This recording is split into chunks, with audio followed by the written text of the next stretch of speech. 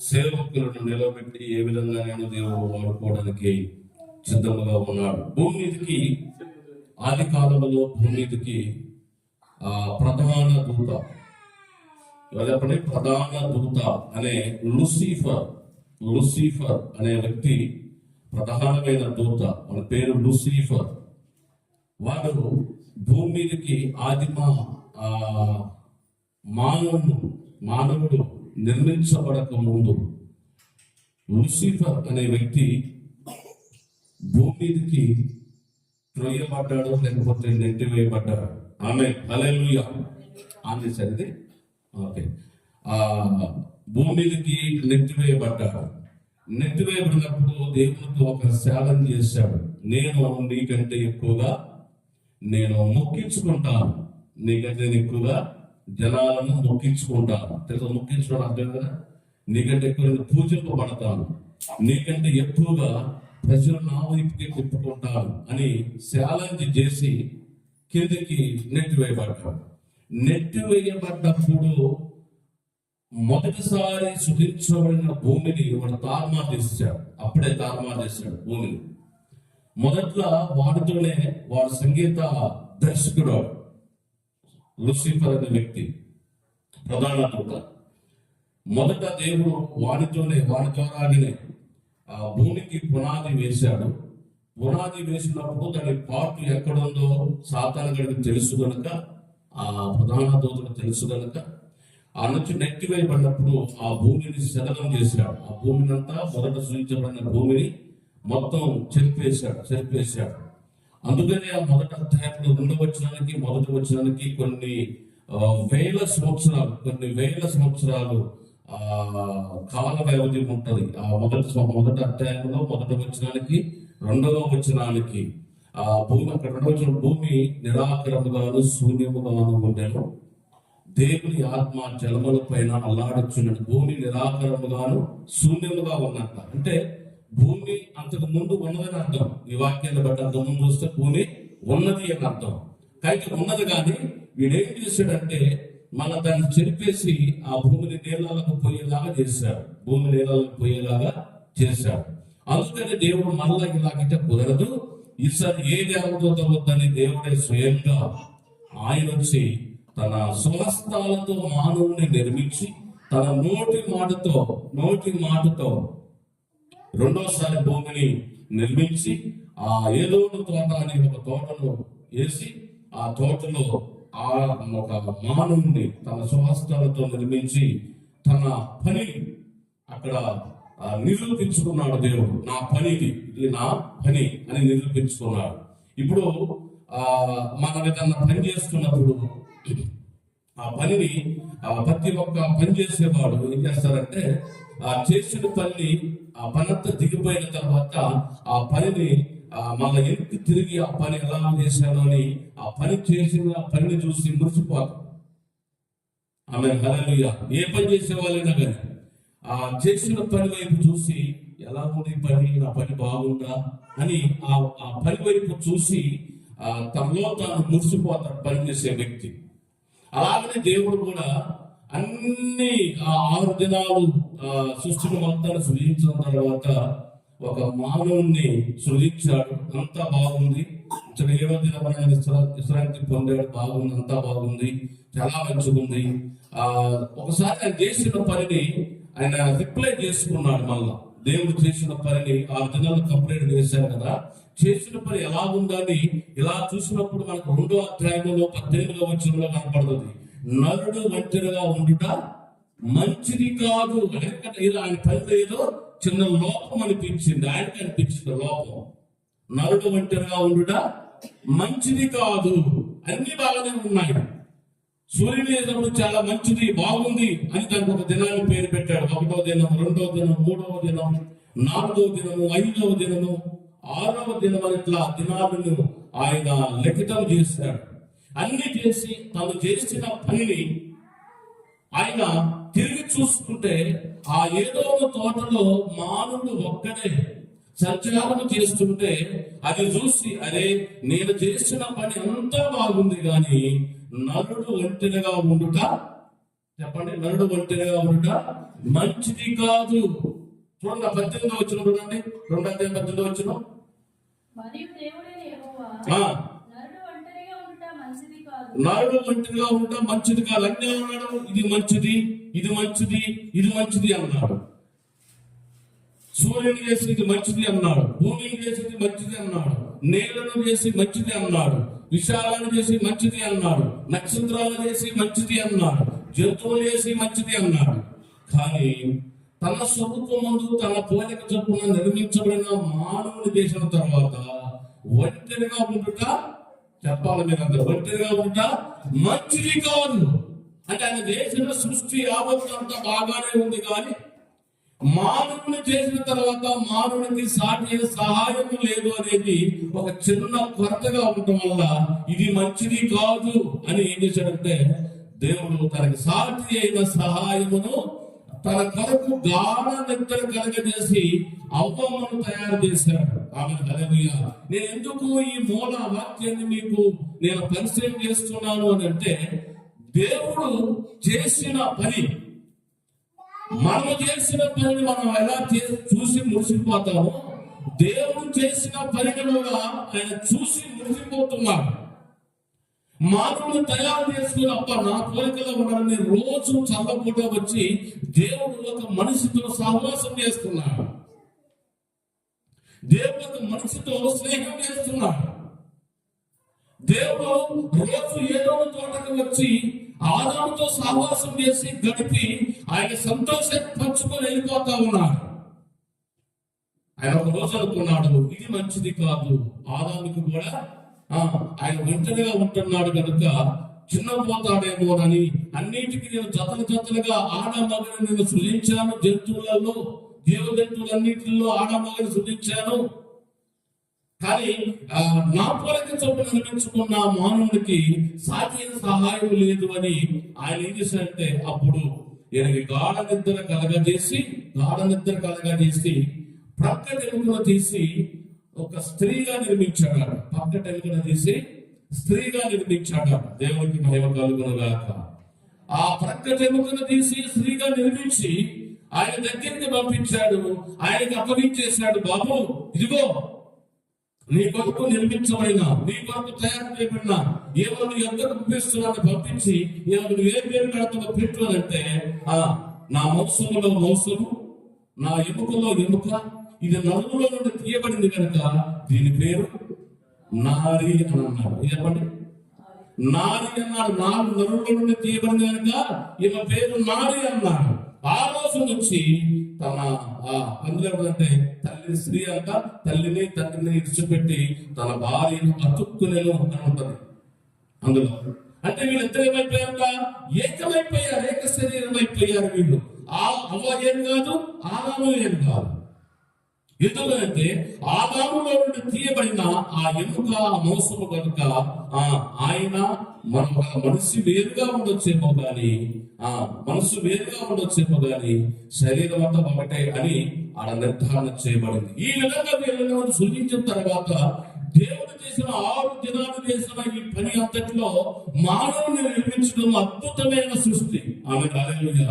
ఎన్నో జీవ జంతువులను దేవుడు చేశాడు, కానీ ఎన్ని చేసిన ఆయనకి తృప్తి అనిపించలేదు దేవునికి. అవన్నీ చేసిన ఆయనకి మనస్సు నెమ్మదించలేదు. ఆయనకి ఏం చేస్తే బాగుంటుంది అని ఆలోచన చేసి ఆయన కొరకు సాటి అయిన సహాయమైన ఒక స్త్రీ నిర్మించాలనుకున్నాడు. అప్పుడు ఆయన పని ఫుల్ఫిల్ అయిపోయింది. స్త్రీ నిర్మించిన తర్వాత, సాటి అయిన సహాయం నిర్మించిన తర్వాత ఆయన పని అంతా ఫుల్ఫిల్ అయిపోయింది. అంటే అప్పుడు ప్రశాంతంగా ఉన్నాడు దేవుడు, విశ్రాంతి పొందాడు. అప్పుడు విశ్రాంతి తీసుకున్నాడు 7వ దినమున.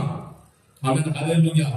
విశ్రాంతి తీసుకొని ఆయన పనంతా చాలా అద్భుతంగా జరిగించారని దేవుడు రోజు వచ్చి ఆదాముతో మాట్లాడుతూ ఉంటుంటే, ఒకసారి నెట్టివేయబడిన వాడు ఉన్నాడు కదా, ఎవరు? ప్రధాన దూత అనే లూసిఫర్. వారు అబద్ధములకు జనుకుడు అనే ఒక పేరు ఉంది. అబద్ధములకు జనుకుడు అనే పేరు ఉంది. వారు వచ్చి దేవుని పనిని ఏ విధంగా చెడగొట్టాలి, వారికి అవకాశం దొరకట్లేదు. ఏ విధంగా దేవుని పని చెడగొట్టాలి, అక్కడ ప్రారంభమైన ఏమని శబ్దం చేస్తాడంటే, నీకంటే నేను ఎక్కువగా ప్రజలను మొక్కించుకుంటాను, నీకంటే ఎక్కువగా నా వైపు తిప్పుకుంటానని శబదము చేసి వాడు త్రొయ్యబడ్డాడు కనుక వాడు పని ప్రారంభించాడు. దేవుని పని చెడగొట్టడానికి దేవుని పని చెడగొట్టడానికి అపవాది అనే సాతానుడు వాడు వేషం వేసుకొని వచ్చాడు. ఏ వేషం అంట? సర్పము అనే వేషం వేసుకొని వచ్చాడు. భూమి మీద అపవాది వాడు వేషాలు వేసుకున్నాడు, వాడు వేషాలు మారు. ఆ వేషాలు కూడా సంఘానికి పోస్తున్నాడు. నువ్వు ఏ వేషం అయ్యావో ఆ వేషం వేపిస్తున్నాడు వాడు సంఘంలోకి వచ్చి. అపవాది వాడు ప్రధానమైన దూత, చాలా దేవుడికి సంగీతము వాద్యాలలో వాడు ప్రధానమైన వాడు. దేవుడు అడుగు కూడా ఈ ప్రధాన దూత లేకుండా ఒక పని కూడా ప్రారంభించేవాడు కాదు. అటువంటి ప్రాధాన్యత కలిగిన సాతానుగా అంటే అపవాది, పరలోక రాజ్యంలో ప్రధాన దూతగా ఉన్న లూసిఫర్ ఎప్పుడైతే నెట్టివేయబడ్డాడో వాడు సాతాను అనే నామకరణం చూసి కిందకి నెట్టివేయబడ్డాడు. దేవునికి స్తోత్రం కలుగును గాక. వాడు దేవుడు చేసిన పని అంతటిని చూసి వారవలేక ఒక యేసు వేసుకొని వచ్చాడు. మన భాషలో మేకప్. ముసలి కూడా వయసు వాళ్ళకి ఎంత మేకప్ లేదు. అవునా? ముసలి కూడా వయసు వాళ్ళకి మేకప్ చేస్తున్నారు. కర్రీగా ఉన్నారని ఎర్రగా చేస్తున్నారు. ఈ హిందీలో ఒక పాట నిత్యభావం పాడింది. ఒక అంటే రోడ్డు మీద అడుక్కున్నాము, మేరీ తేజ్ అనే ఒక పాట పాడింది. ఎంత కర్రీగా ఉండేదామంటే ఆ ఒక పాటతో రాత్రి పాపులర్ అయిపోయిందాము. ఆమెకి ఎంత మంది మేకప్ అయితే ఆ ఫోటో ఈ ఫోటో పెడితే అట్టుందంటే చాలా హల్లెలూయా. మనుషులు ఏ విధంగా నేను చేయగలడు మేకప్ వేసి. సాతాను గాడు మేకప్ వేసుకొని దేవుడు సృష్టించిన సృష్టిలోకి ప్రవేశించి ఏదో తోటలోకి ప్రవేశించి అక్కడ మానవుడు నివసిస్తున్న సందర్భాన్ని చూసి వాడు సర్పము పాము వేషం వేసుకొని అక్కడికి వచ్చి అంటున్నాడు. అవ్వమ్మ ఒక్కటి దొరికిన తర్వాత అవ్వమ్మ ఒక్కటే ఉన్న సందర్భాన్ని చూసి ఇది నిజమా అని అంటాడు. మూలాధ్యాయంలో ఇది నిజమా అని ఆశ్చర్యానికి గురి చేసి ఆ పండు తిని పాపంలో పడేలాగా చేశాడు. దేవుడితో సవాసాన్ని చెడగొట్టాడు వాడు. ఆమె హల్లెలూయా. మనకు హబక్కూకు గ్రంథంలో 1వ అధ్యాయంలో 15వ వచనం కాబట్టి వాడు గాలము వేసి చెప్పండి, వాడు గాలము వేసి చదవండి అన్నమాట. హబక్కూకు గ్రంథం 1వ అధ్యాయం 15వ వచనం చూడండి అక్కడ. హల్లెలూయా. నేను చెప్పుతుంటే ప్రశ్న మీరు ఎవడే తీరుతుండా చెప్పడానికి ప్రయత్నం చేస్తుండా. హల్లెలూయా. ఏదో తోటలోనికి వచ్చి ఆడ గాలం వేశాడు. ఏ గాలం అంటే మీరు ఈ పండు తినొద్దని దేవుడు చెప్పాడా అంటే అవును తినొద్దు మొట్టొద్దన్నాడు. ఓ పిచ్చిదానా, ఎర్రిదానా, ఎండదానా, మన భాషలో ఎన్నైనా చెప్పొచ్చు అంటున్నాడు వాడు. మీరు సావరు, ఈ పండు తింటే దేవతలైపోతారన్న ఉద్దేశంతో దేవుడు అనుకొని మిమ్మల్ని పండు తినొద్దన్నాడు. తినండి అని ఒక అబద్ధమైన మాట చెప్పి వాళ్ళు తినేలాగా చేశాడు. దేవుని పనిని చెడగొట్టాడు. హబక్కూకు గ్రంథంలో చెడగొట్టి ఏం చేస్తున్నాడంటే చెడగొట్టి హబక్కూకు గ్రంథం 1:15 వచనంలో ఏం చెప్తున్నాడు అంటే వాడు గాలము వేసి మానవులందరినీ గుచ్చి లాగి ఉన్నాడు. ఊరులోకి చిక్కించుకొచ్చున్నాడు. వాడు తన వలతో వాళ్ళ కూర్చుకొని సంతోషపడి చెప్పండి మానవుల్ని చెడగొట్టి గుచ్చి వాళ్ళ వైపు లాక్కొని సంతోషపడుతూ గంతులు వేస్తున్నాడట. దేవుడు అప్పటిదాకా మానవులతో సహవాసం చేస్తుంటే నువ్వు తట్టుకొని వాడలేక ఆది మానవులైన అవ్వాదాములను గాలము వేసి చెడగొట్టి వాడు సంతోషపడుతున్నాడట. దేవుని పని నేను చెడగొట్టాను. విధంగా ప్రియా సంగమా, నీ పనిని పాడు చేయడానికి, నీ భక్తిని పాడు చేయడానికి, నీ విశ్వాసాన్ని నాశనం చేయడానికి సాతాను గాడు ఎలా వస్తున్నాడో తెలుసున్నా. ప్రకటన గ్రంథము 12వ వచనాన్ని చూస్తే, ప్రకటన గ్రంథము 12వ వచనంలో చూస్తే సాతాను గాడు ఎలా నిన్ను పాడు చేయడానికి, నీ భక్తిని పాడు చేయడానికి, నీ శ్వాసాన్ని పాడు చేయడానికి, నువ్వు చేసే పని చెడగొట్టడానికి ఎంతగా వాడు దిగి వస్తున్నాడో తెలుసునా? ప్రకటన గ్రంథము 12వ వచనం. అందుచేత పరలోకమా, పరలోక నివాసులారా, ఏదో చెప్పండి, పరలోక నివాసులారా. ఎవరు పరలోక నివాసులు? ఎవరండి పరలోక నివాసులు? ఎక్కడున్నారండి వాళ్ళు పరలోక నివాసులు? ఆ పరలోక నివాసులు ఎవరు కాదండి, మనమే. ఆ ఉండబోయేది మనమే. మనతో అంటున్నాడు పరలోక నివాసులారా, మీరేంట ఉత్సాహించుడి, సంతోషంగా ఉండండి. వాడిని సంతోషపెట్టబాకండి, ఎవరిని? సాతాను గారిని సంతోషపెట్టబాకండి, మీరు సంతోషంగా ఉండండి. భూమి సముద్రమా మీకు శ్రమ, అపవాది తన సమయము కొంచెమే అని తెలుసుకొని బహు క్రోధము గలవాడై మీ యొద్దకు తిరిగి వచ్చి ఉన్నాడని చెప్పిన దేవునికి స్తోత్రం కలుగును గాక. అపవాది కనుక చెప్పండి, సమయము కొంచెమే ఉందంట. ఎందుకనంటే వాడి వైపు ఎక్కువ మందిని చేర్చుకుంటే వీడికి మరణం తగ్గిద్ది. అంటే అగ్నిగుండంలోకి వెళ్ళిపోవాలి. అసలు అగ్నిగుండం ఎవరి కోసం అంటే మనుషుల కోసం కాదు అగ్నిగుండాన్ని చేసింది దేవుడు. అపవాది కోసం అగ్నిగుండాన్ని చేశాడు. వాడి మీద నేను ఒక్కడిని పోవాలి, నాతో పాటు ఆయన పనిని కూడా తీసుకోవటమనుకున్నాడు. మనము ఆయన పనికి ఉన్నాం. చెప్పండి, మనం ఆయన పనికి ఉన్నాం. మనల్ని చెడగొట్టుకునే వాడి పని. దేవుని పనిని చెడగొట్టి వాడు ఆనందపడుతున్నాడు అట్లా. ఇప్పుడు వాళ్ళు బహు క్రోధము గలవాడై దిగి వచ్చి మనందరికీ వాడు ప్రయోగం చేయబోతున్నాడు. ఏదో ఒక చోట దిగి వచ్చి మనుషుల మీద ప్రయోగం చేశాడు, వాడి వైపు నమ్ముకున్నాడు. ఆ రోజు మొదలైన ఈ పని, చెడగొట్టే పని, ఈ రోజు చెడగొడుతూనే ఉన్నాడు. దేవునికి స్తోత్రం కలుగును గాక. ఏ సంఘంలో ఆచారం లేదు చెప్పండి? ఏ సంఘంలో ఆచారం లేకుండా భక్తి జరుగుతుంది చెప్పండి? ఏ సంఘంలో అలవాటు లేకుండా భక్తి జరుగుతుంది చెప్పండి? ఏ సంఘంలో దేవుని పరిపూర్ణత ఏ సంఘంలో ఉంది చెప్పండి? ప్రతి సంఘంలో పక్షులు వస్తుందంటే ఆచారం ఖచ్చితంగా ఉండాల్సిందే. ఆచారం లేకుండా ఏ పని జరగట్లేదు. అంత ఎవడ పెట్టాడు? వాడు బహు క్రోధముగా వాడి సమయంలో ఉంది కనుక, కొద్దిగా ఉంది కనుక ఆ కొద్ది సమయంలో కొంతమందిని వాడి వైపు లాక్కోవడానికి ఏదో ఒక రకమైన ఆచార భక్తిని తీసుకొచ్చి సంఘంలో పొలిపాడు వాడు. ఈ రోజు భక్తిగా జీవించడానికి అవకాశం లేకుండా చేశాడు వాడు. ఆమె హల్లెలూయా. ఇది గుర్తెరగకపోవటమే దేవుడు తప్పపడుతున్నాడు. ఆమె హల్లెలూయా. ఇది గుర్తెరగట్లేదు. ఈ రోజు ఏదో శివరాత్రి నాకు కూడా తెలియదు. శివరాత్రి హల్లెలూయా. శివరాత్రిలో తెలిపారు అనుకోండి, కుటుంబాలలో ఇలా పోకుండా ఉంటారా? పోకుండా ఉంటారు చెప్పండి. మైలు తర్వాత ఏమైనా చచ్చిపోయింది. ఇక మైలు చెప్పండి. ఆ రోజు అయిపోయా, ఆ రోజు అంటే అయిపోయా, ఇంకేంటి మళ్ళీ అంటూ ఇంకా పట్టుకుని ఉంటామా? ఏంటి ఆచారమా కాదంటారా? అంటే సాతాను గారు తీసుకొచ్చిన ఈ ఆచారాన్ని సంఘము విడిచిపెట్టడం లేదు. ఇది గుర్తెరగట్లేదు.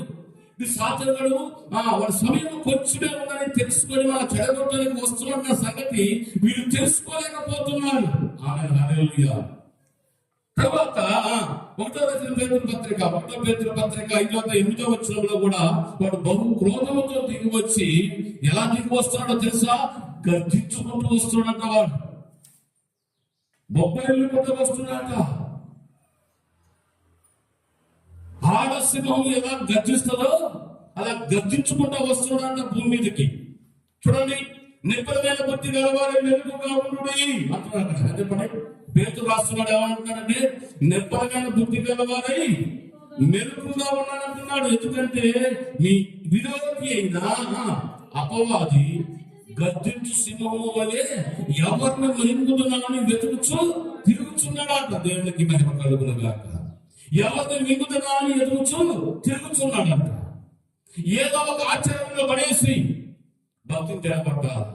ఆదివారం వచ్చేసరికి నీ పని జడగొడతాడు వాడు. వాడు పని చెప్పండి, ఆదివారము నీతో దేవుడు మాట్లాడకుండా దేవుని పని చెడగొట్టాలనే వాడు ప్రయోగం. నీ భక్తి పనిని చెడగొట్టాలని ప్రయోగం. నీ భక్తిని విశ్వాసాన్ని చెడగొట్టాలని వాడి ప్రయోగం. అది మనం గుర్తెరగలేకపోతున్నాం. మీరు ఎప్పుడైతే దేవుడితో సహవాసం కోల్పోతారో సాతాను కానీ మీరు నవ్విస్తున్నారని అర్థం, సాతాను కానీ సంతోష పెడుతున్నారని అర్థం.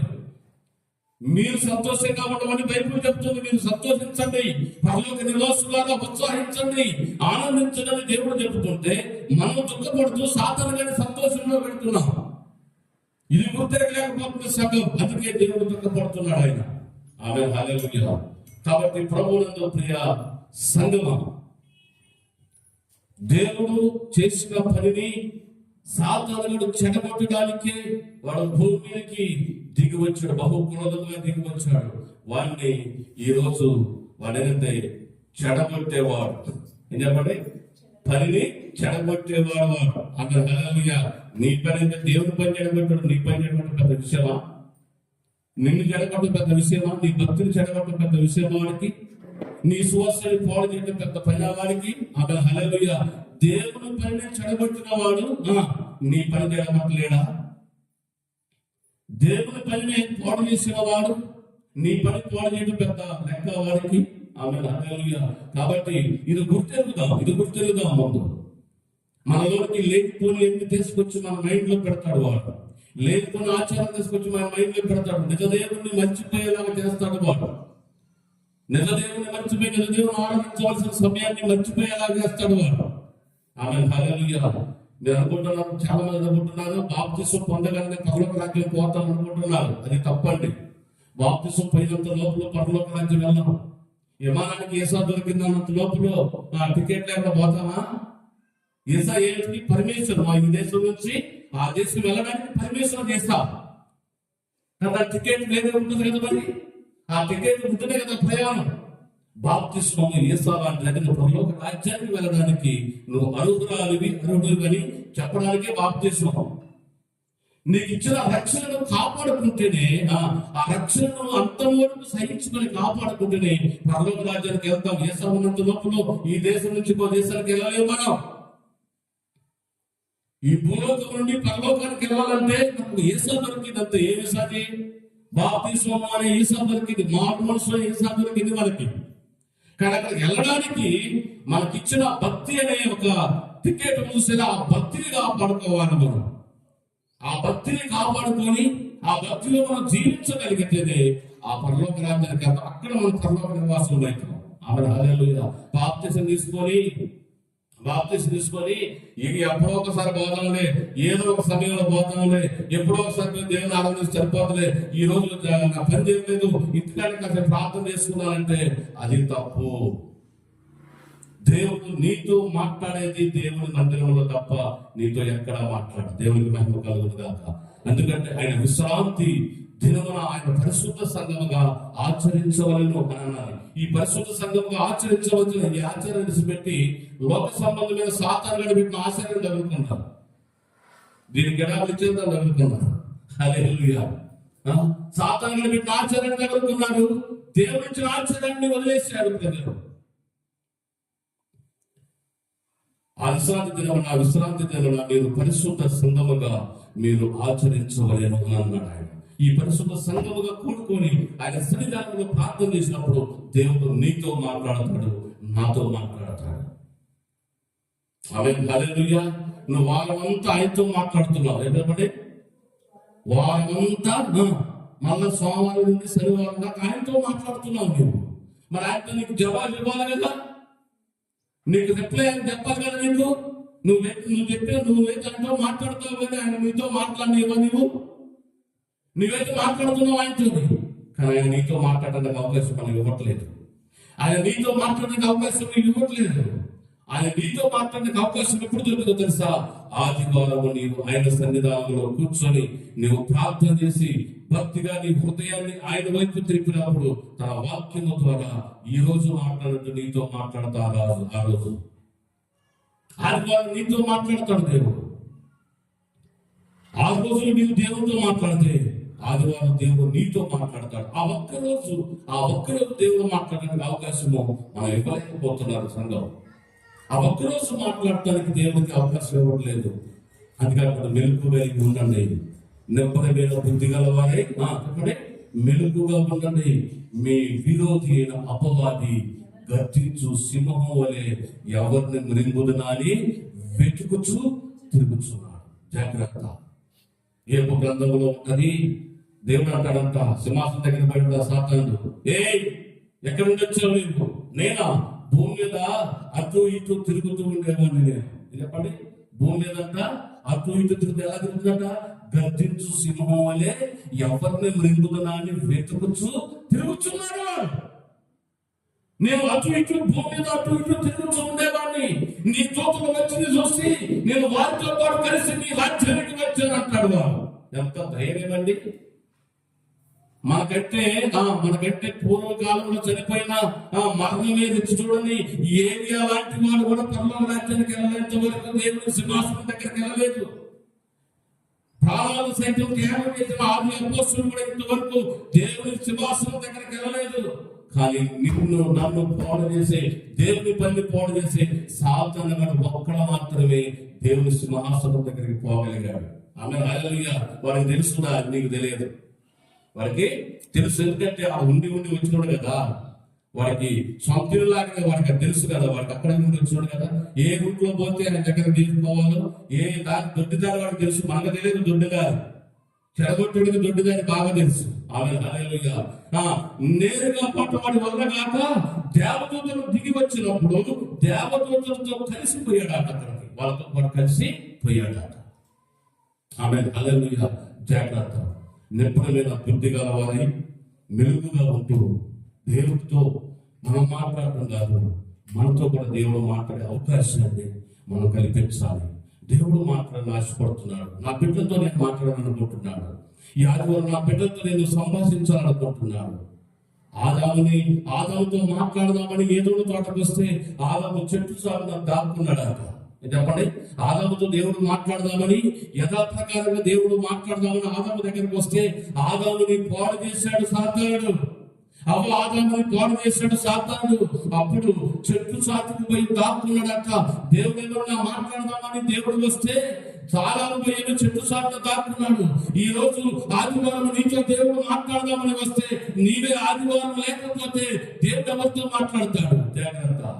ఆదామా అని పిలవని, అయ్యా చిత్తమని ఎక్కడ ఉన్నాను, ఎందుకు ఎక్కడున్నావు అంటే నేను చూసి చెట్టు చాటున దాక్కున్నాను. ఎందుకంత భయం? తప్పు చేసినోడికే భయం ఎక్కువ. ఆమె హల్లెలూయా. నేను చూసి నీ స్వరం విన్నప్పుడు నేను చెట్టు చాటున దాక్కున్నాను.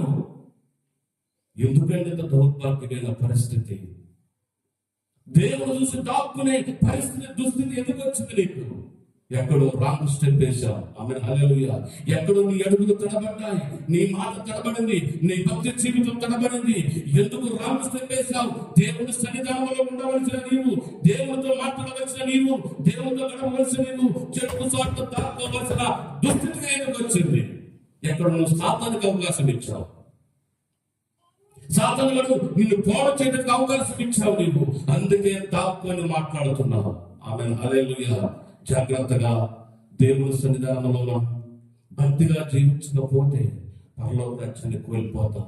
ఎంత భక్తి చేసే దేవుని కోసం, ఇంతగా మనము మన శరీరాన్ని నల్లగొట్టుకుని ఉపవాసం నుండి ప్రార్థన చేసే దేనికోసం, ఎందుకు ఆదివారం నీ పని బాటలు మానేసుకొని ఉపవాసం దేవుని సన్నిధానంలో ప్రార్థన చేసే దేనికోసము? ఆ రాజ్యాన్ని సంపాదించుకోవడానికా, లేకపోతే ఎక్కడేదో ఆచార భక్తిగా చేయడానికి మనం ఇతర చేసేది?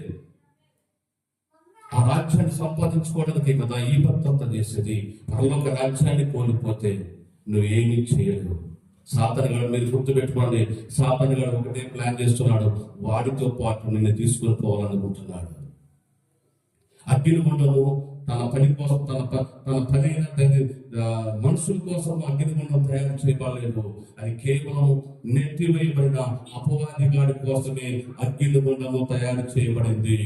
ఆ అగ్నిగుండంలో వాడు ఒక్కడు పోవటం ఇష్టం లేక దేవుని పోలిక చొప్పున నిర్మించబడిన మానవుని తీసుకొని పోవడం కోసమే వాడు కొంచెమే ఉంది కనుక గర్భించు సింహం వలె ఎవరిని నిర్మలాన్ని వెతుకుచు ప్రతి బలానికి, ప్రతి గల్లీకి, ప్రతి గృహానికి వెళ్ళి వాడు గర్భిణి చేసి వాళ్ళని పట్టుకొని లాగి సంతోషపడుతున్నాడు. ఆమె హల్లెలూయా. ఇది గుర్తిరిగి మనం జాగ్రత్తగా దేవుడితో మనం మాట్లాడటం కాదు, మనతో దేవుడు మాట్లాడే అవకాశాన్ని మనం కల్పించుదాం. అలా మీరు కల్పించుదురుగాక. ఆమేన్. అలా ప్రతి ఆదివారం దేవుని సన్నిధానంలో మనం గడిపితే దేవుడు నీతో నాతో మాట్లాడతాడు, నీతో నాతో మాట్లాడతాడు దేవుడు. మరలాగా మాట్లాడే అవకాశం ఇద్దామా? దేవుడికి మాట్లాడే అవకాశం ఇద్దామా? ఇద్దాం. మీరేం చెప్పట్లేదు. హల్లెలూయా. మీరు రావడమే లేటుకు వచ్చారు కాబట్టి లేటుగానే ఉంటుంది వ్యవహారం. ఆమేన్. హల్లెలూయా. ఓకే, దేవుడు మనతో మాట్లాడే అవకాశాన్ని దేవుడికి మనం ఇద్దాం. మనం మాట్లాడగలేటం కాదు. నువ్వు ప్రతి వారం అంతా నీ ప్రార్థన ద్వారా దేవుడితో మాట్లాడుతున్నావు. దేవుడు ఆదివారం తన వాక్యం ద్వారా దేవుడు నీతో మాట్లాడడానికి సిద్ధంగా ఉన్నప్పుడు ప్రతి ఆదివారం దేవుడు నీతో మాట్లాడే అవకాశం మనం ఇద్దాం. ఆదాముతో ప్రతిరోజు మాట్లాడుతున్నాడు, కానీ సాతానుగాడు వచ్చి చెడగొట్టిన తర్వాత సిగ్గు అనిపించిందంట. ఏమని చెప్పండి? సిగ్గు అనిపించిందంట. ఒక్కోసారి ఒక సంవత్సరం పాటు అంతా మనకు దేవుడు సమస్య సిగ్గు అనిపించి లోపలని పడిపోతారు, కానీ మాత్రం ఆ సిగ్గు కనిపించింది ఎవరు? అంతే. అంటే సిగ్గుపడుతున్నావు అంటే ఇది సాతాను గారి పని అని ఎందుకు గుర్తెరగలేకపోతున్నారు సంఘము? సిగ్గుపడుతున్నామంటే దేవుని ఆరాధించడానికి సిగ్గుపడుతున్నామంటే, దేవుని స్వార్థ ప్రకటించడానికి సిగ్గుపడుతున్నామంటే, దేవుని బైబిల్ మోసపడిపోవడానికి సిగ్గుపడుతున్నామంటే, దేవుని ప్రకటించడానికి సిగ్గుపడుతున్నామంటే, దేవుని ఒప్పుకోవడానికి సిగ్గుపడుతున్నామంటే, ఈ సిగ్గు కల్పించిన ఎవరు? సాతానుడు. వారు నీలో ఉన్న సిగ్గు కలిగిస్తున్న గుర్తెరిగి ధైర్యంగా దేవుని యొక్క పనిని మనం ప్రకటించడానికి, ఆయన రాజ్య సువార్త ప్రకటించడానికి సిద్ధంగా ఉంటే తప్పకుండా పరలోక రాజ్యం నీ కొరకే ఉంటుంది. ఆమేన్. హల్లెలూయా. మళ్ళీ చెప్తున్నాను, బాప్తిస్మము ఒక వీసా లాంటిది. చెప్పండి, అది సిద్ధపడటానికి, అంటే ఈ భూలోకమును విడిచి వెళ్ళేటప్పుడు పరలోకానికి ప్రవేశించడానికి బాప్తిస్మం, మారు మనసు బాప్తిస్మం. ఈ భూలోకం విడిచిపెట్టిన ఆత్మకు పరలోక రాజ్యంలో ఎంట్రీ కోసమే ఈ బాప్తిస్మం. కానీ అందులోనూ నివాసం ఉండాలంటే నీకు టికెట్ అవసరం. అదే భక్తి. చెప్పండి, అదే భక్తి. కలితీ లేని భక్తి, విశ్వాసం, నమ్మకం ఇవన్నీ నీలో ఉంటే, నువ్వు చచ్చిపోయేంతగా భక్తిలో పెరగలిగితే నువ్వు పరలోక రాజ్యానికి వెళ్తావు. ఆమేన్. హల్లెలూయా. 128వ కీర్తన 1వ వచనంలో యెహోవా యందు భయభక్తులు కలిగి ఆయన త్రోవ నడుచుకున్న వారందరూ ధన్యులు అని అందులో రాయబడి ఉంటుంది.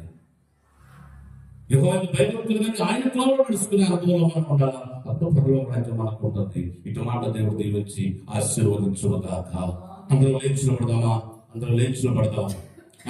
నిలబడదాం. హల్లెలూయా. స్తోత్రములు తండ్రి. సాతానుడు వాడి సమయం కొంచెమే ఉన్నది కనుక అందరం కళ్ళ మూసుకుందాం. వాడి సమయం కొంచెమే ఉంది కనుక గర్జించు సింహము వలె ఎవరిని మెరుగుదని తిరుగుచున్నాడు. వాడు దేవుని పనిని పాడు చేయడానికి దిగి వచ్చాడు. రేపు నీ పని పాడు చేయడానికి నీ కుటుంబంలోనికి రావచ్చు, నీళ్లు పాడు చేయడానికి నీలోనికి రావచ్చు. వాడు ఏశాలు మారివాడు. వాడు ఏసాడు వేసుకొని ఏ దేశంలో వస్తాడో నీకు తెలియదు. అందుకని నెప్పమైన బుద్ధిగా ఉన్నవి మెలుగుగా ఉండని అంటున్నాడు. ఏసాలు మారివాడు నీ దగ్గరికి వస్తాడు. వాడు ఏసాలు మార్చుకొని దగ్గరికి వస్తాడు వాడు. అందుకని నెప్పమైన బుద్ధి గలవాడని మెలుగుగా ఉండండి. వాడు ఏ సమయంలో చెల్లి పాడు చేసే అవకాశం ఉంటుంది కనుక అందరము, ప్రభువా నీవు నాతో మాట్లాడే అవకాశం ఇస్తానయ్యా, మీరు నాతో మాట్లాడాలి ప్రభు అని ఒక్క నిమిషం వాళ్ళకలిగితే నీకోసం ప్రార్థన చేస్తున్నాను. అయ్యా మీరు నాతో మాట్లాడండి ప్రభు. నాతో మాట్లాడుతున్నారు ప్రభు. 6 దినములు నేను ప్రార్థనలో నీతో మాట్లాడుతున్నాను. 7వ దినమున ఈ పునరుత్థాన దినమున మీరు నాతో మాట్లాడే అవకాశం ఇవ్వలేకపోతున్నానేమో. అయ్యా మీరు నాతో మాట్లాడే అవకాశాన్ని ఈ దినము నుండి ప్రతి పునరుత్థాన దినములో నాతో మాట్లాడే అవకాశాన్ని నేను మీకు ఇస్తాను ప్రభా. నా హృదయంలోనికి నీ వాక్యమును పంపించాలయ్యా. నా హృదయంలో మీరు నివాసం ఉండాలనుకుంటున్నారయ్యా. నా హృదయంలో మీరు నివాసం ఉండండి తండ్రి. నీకు స్తోత్రములు. కృపకైన మా దేవానికి వందనాలు. ఈ వాక్యం వింటున్న బిడ్డలందరినీ దీవించండి అయ్యా. నీ వారి హృదయంలో మీకు స్థానం కల్పించే వారిగా ఉండాలి ప్రభా. సాతాను గడి మాయలో పడిపోకుండా, ఏ సంఘమైనను సాతాను మాయలో పడిపోకుండా, ఆచార భక్తిలో పడిపోకుండా, ఆచార పద్ధతిలో పడిపోకుండా, అయ్యా నిష్కలంకమైన మనసు కలిగి ఓ మంచి భక్తి పరులుగా జీవించే మనసు ఈ వాక్యం ప్రతి ఒక్కరికి దయచేయమని ప్రార్థన చేస్తున్నాను. ప్రభుత్వ జ్ఞాపకం తీసుకుని ఆశీర్వదించమని ఈ వాక్యము ఇంటున్న బిడ్డలందరి హృదయాల్లో నాయన మీ గ్రహింపు దయచేయమని యేసు నామములో అడుగుచున్నాము తండ్రి. ఆమేన్, ఆమేన్, ఆమేన్.